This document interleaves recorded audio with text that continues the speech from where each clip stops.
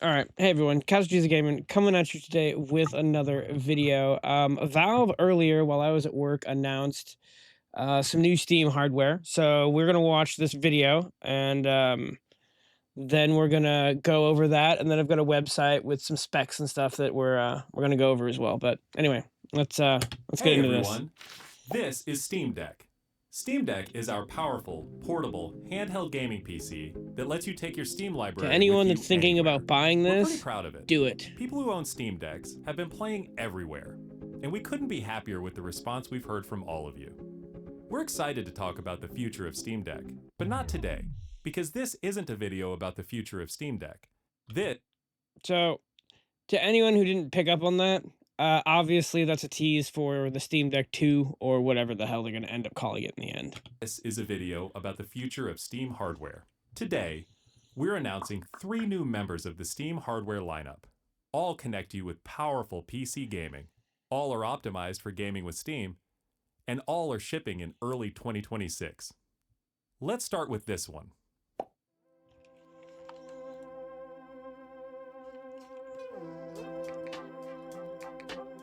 Okay, This is the new Okay, so here's their new Steam controller. It literally looks to me like they just took the Steam Deck and cut the screen out and shoved it into a controller.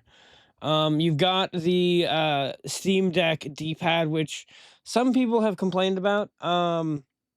It's not it's not an 8-bit do D-pad or a retro D-pad.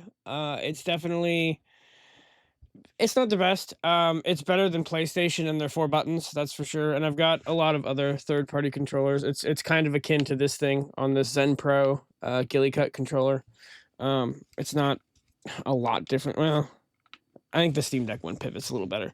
But anyway, point being, it's not the greatest one in the world.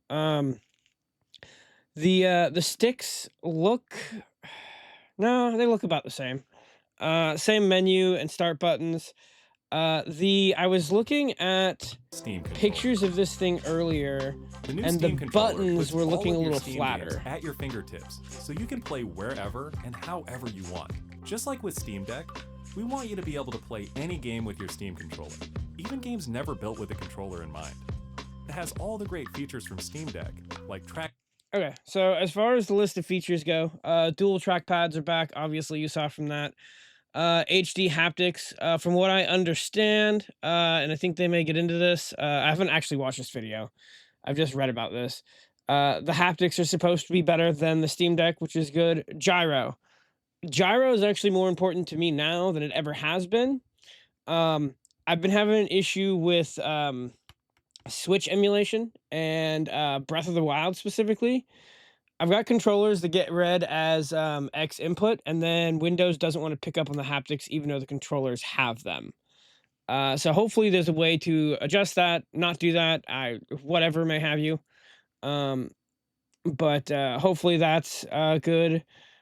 Grip buttons L4 and R4. I assume they mean the back ones.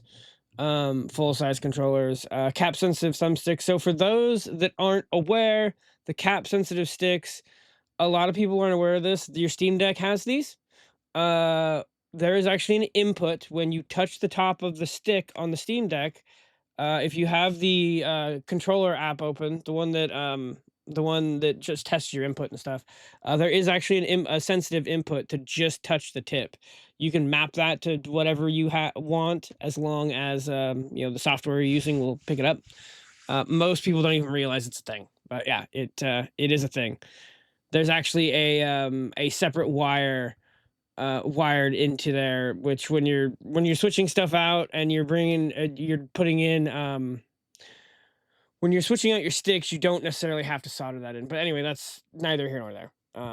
Again, most people don't even know it's a thing. And then Steam button. Pads, gyro, and back buttons, all in a comfortable form factor. Its next generation magnetic thumbsticks let you play with improved responsiveness and longevity. So magnetic thumbsticks, and now Hall on the back effect, of the I was controller or too, TM. so you can enable precision gyro aiming with the touch of your thumb or your pinky if you're feeling fancy. Play for way too long with a rechargeable lithium-ion battery that allows for over 35 hours of playtime. 35 hours of playtime. We will see. These things tend to be tested in like the best of circumstances, but even if they could get 25 or 30, I'd be fine with that. With Steam Controller, we want to make charging and wireless pairing something that's actually easy.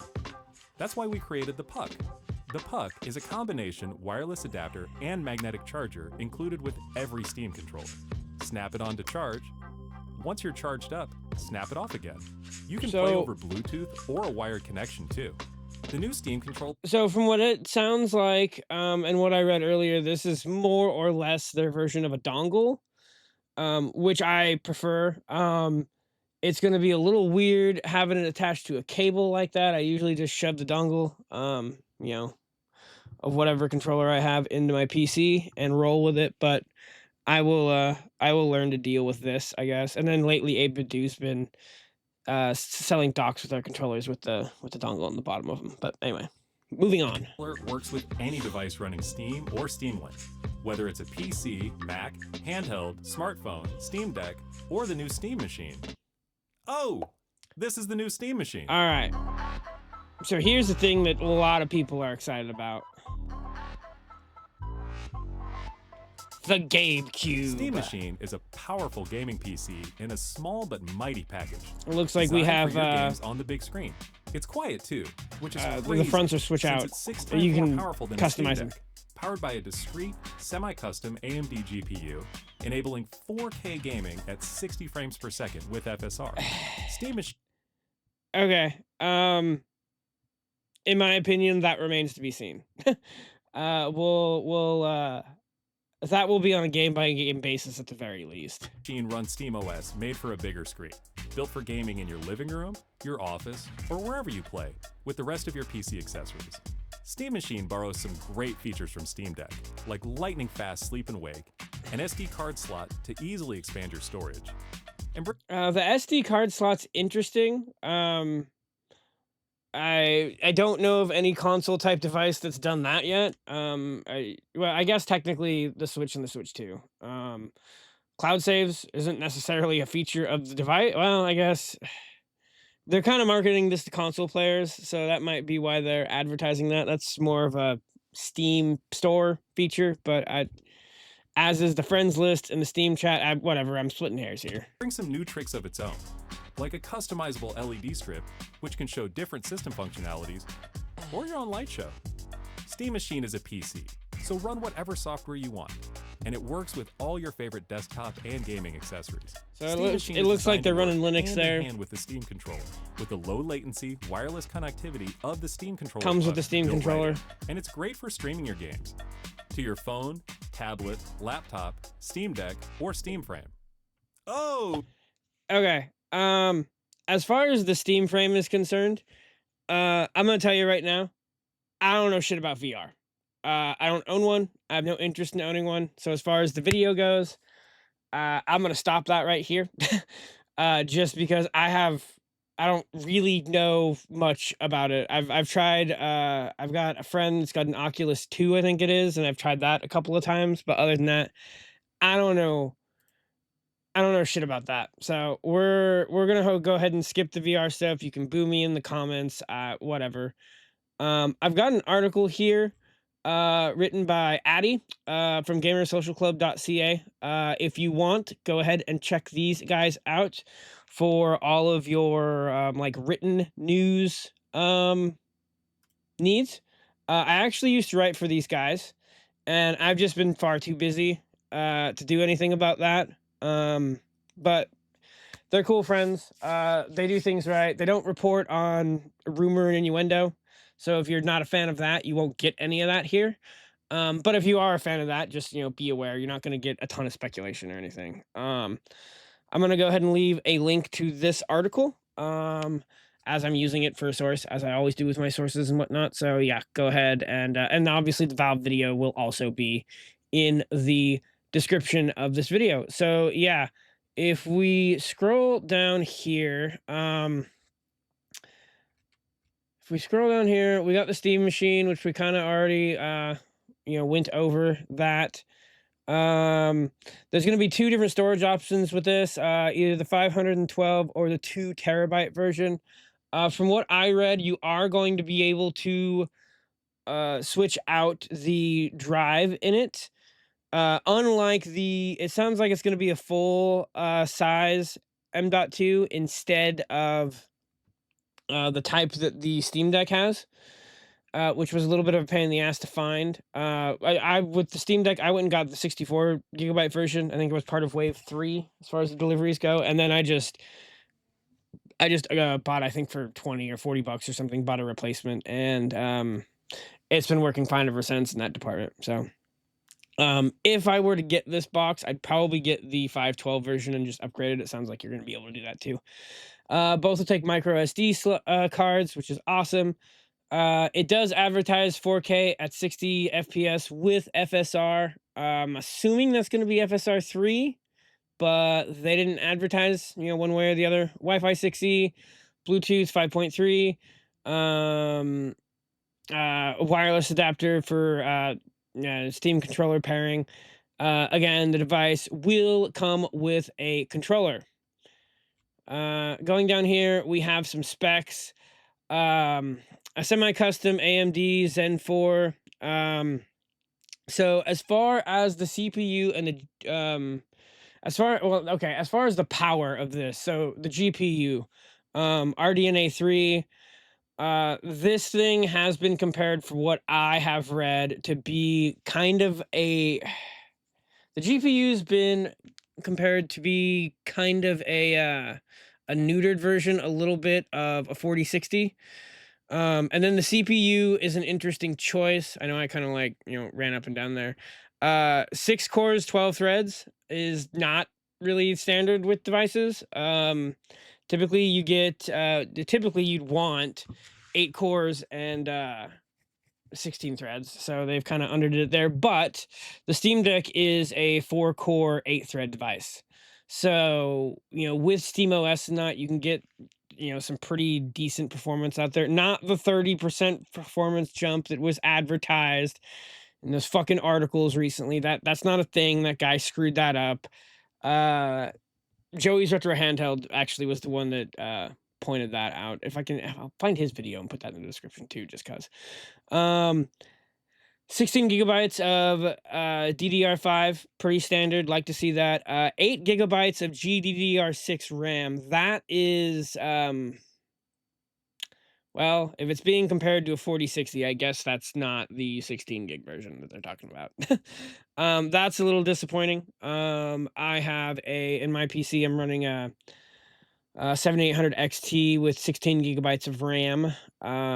Prefer that VRAM. But I guess it is what it is. We'll have to see how that all pans out. Again, 2 different versions. 2 different versions with NVMe. Let's see here. Wi-Fi 6E. We talked about Bluetooth. Steam controller. Again, the adapter just seems to be a 2.4 gigahertz one, so it's it's what it is. You've got all your display ports, which will do up to 4K at a 240 hertz, 8K at 60 hertz. You will. This is just the display ports that's advertised. This is not what you're going to be getting resolution-wise. So don't think that. Supports HDR, FreeSync, and daisy chaining.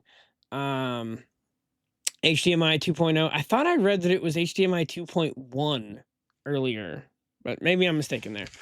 4K at 120 hertz. Again, you're not going to be getting both of those at the same time, just with the performance. And then you got your USB A's, 3.2, 2.0, and then one USB-C, which is good to see, because the 8-bit DO controllers I've been using have basically exclusively come with a USB-C, gigabit Ethernet, yada yada yada, blah blah blah. Size and weight. I had not seen this earlier. I'm not sitting here doing my millimeters conversion right now, but 152 millimeters tall, 148 without the feet, 160. We'll call it 162 deep, 156 wide. Operating system SteamOS, obviously. SteamOS 3, interesting. I don't know how updated the Steam Deck is. I have not actually checked on what version is on there. So the new Steam controller, I'm gonna level with you right now. We kind of already went over the specs. This is the thing as of right now I'm most interested in. New Steam Deck controller design. We kind of went over most of this. I wanted to do the article to go over the over the specs and such. There's not really much else that you're going to see here except better pictures, obviously. He doesn't have a picture of the back. There is back buttons as well, which you didn't really see in the video.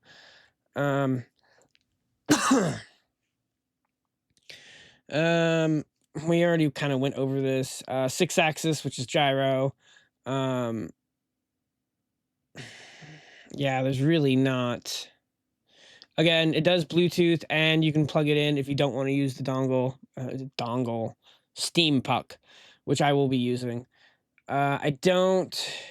Okay, yeah. So here is a diagram of what's going on. The buttons are obviously quite a bit smaller than what you're getting with something like the Steam Deck or something like this, which is actually, in my opinion, more of a paddle on the old Steam controller. I will definitely be buying this. Again, the Steam frame, I don't know shit about it. Here is your specs. If you're into VR, you can pause this and look at this. 16 gigabytes of RAM. Storage 256 gigabytes, 1 terabyte. I don't know how easy this is going to be to upgrade. It does look like there is micro SD card slots, so you're good there. USB-C port. Looks like a 45 watt. Oh, one thing I do know about this. This is being advertised as kind of, I don't know about advertised. It's being compared to the Oculus, the Quest 3. The Quest 3 is a standalone device, as is this. I would imagine you're going to be able to plug this in to a PC to get more power as well. But just for, fans of VR, be aware of that. Display, wow. That's an interesting display, but again, it's VR. 2160 by 2160 LCD per eye. 72 to 144 hertz refresh rate.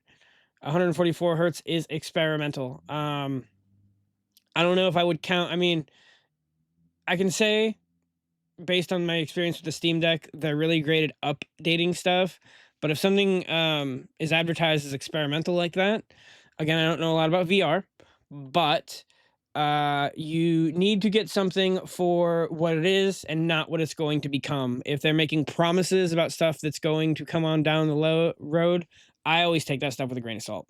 So just you can do whatever you want to do in that situation. That is the way I look at those sort of things.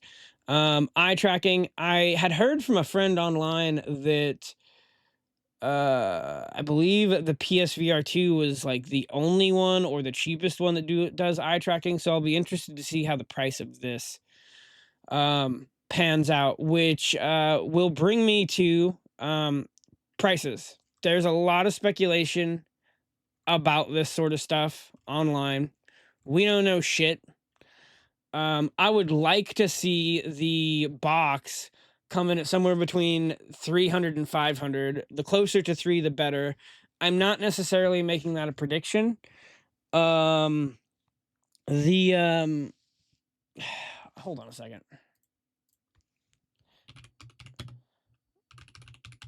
Jesus. So number one, don't buy Xboxes new right now. This is insane. The Series X is $400, which it launched at 3 and was often on sale for like $225, $250. And then the 1 terabyte Series X, which is what I ultimately went for, is $449. I do believe I paid, the MSRP was $500. I paid, I think, $560, but I got mine through Newegg with an extra, the 20th anniversary controller, I think it was. So these prices are insane. I don't want to go so far as to say Valve's competing with this. But if Valve can get in or around the Series S price, the Series S is cooked. they're not direct competitors. They're different boxes. You know, there's people that have their library. Although most of the people I know, the Series S just use it as a Game Pass machine mostly, which I don't know how thrilled they are to be doing that now that Ultimate is $30 a month. This is stupid. Let me go back over here. It just pisses me off looking at that.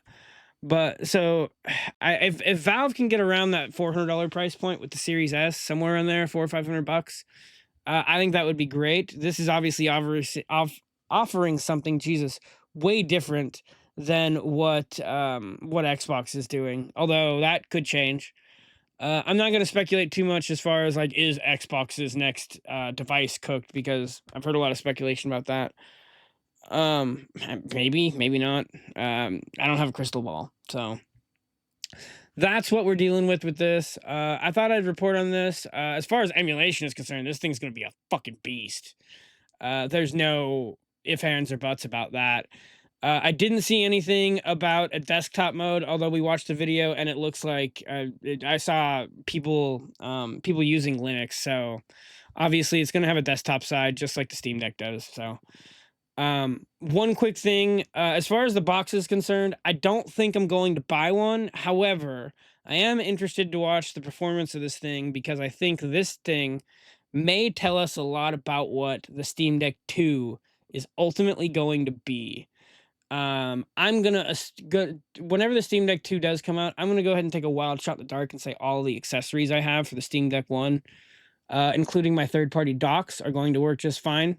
The way they're set up, you just like drop it in and then you connect the cable on top. So there's no reason to think that the Steam Deck 2 wouldn't do that. So with that in mind, like if it's just going to be end up going to be Jesus, I cannot talk today. If it'll just end up being this this Gabe Cube, but you can drop it into a dock, then I'm all for that. And obviously, you know, with the screen, preferably OLED option at launch. We'll see. That is the one thing that I don't like about mine is I have the LCD model. But anyway, I've babbled on for long enough. I don't know how long this video is, but it's going to be one of my longer ones. Oh, quick thing. If you're into ROM hacks, I recently did an interview with Scarlett Vixen, who does the Mario Adventure ROM hacks 1 and 3, and she's working on her own game. It's about a little fox who's looking for his tail. I'm gonna go ahead and link that in the description as well. You can also navigate to my channel to find it.